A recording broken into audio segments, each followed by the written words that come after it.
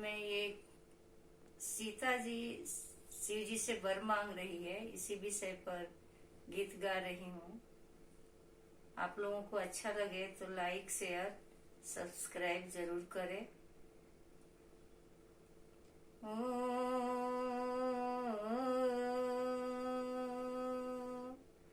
सिया मांगे वरदान शिव के मंदिलिया में जाई के, हो सिया मांगे वरदान शिव के मंदिलिया में जाई के, सिया मांगे वरदान शिव के मंदिरिया में जाई के।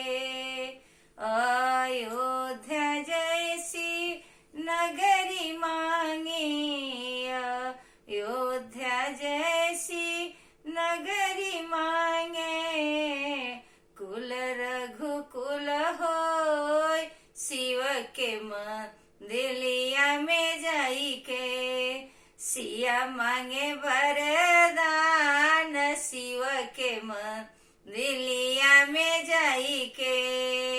राजा दशरथ जैसन ससुर मांगिले, राजा दशरथ जैसन ससुर मांगिले, एक कौशल्या रानी सास शिव के मंदिलिया में जाई के, एक कौशल्या रानी सास शिव के मंदिलिया में जाई के, सिया मांगे वरदान शिव के मंदिलिया में जाई के, सिया मांगे वरदान शिव के मंदिलिया में जाई के।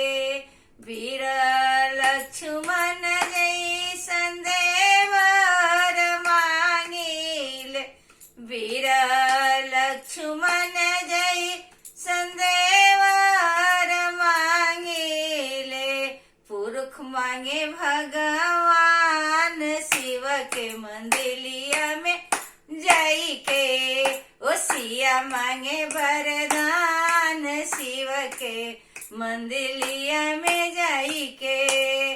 अपना के मांगे लिया वधा सिंदूरवा, अपना के मांगे लिया वधा सिंदूरवा, ए जन्म जन्म ये हवा त शिव के मंदिरिया में जाई के, ओ सिया मांगे वरदान शिव के मंदिलिया में जाई के, सिया मांगे वरदान शिव के मंदिलिया में जाई के।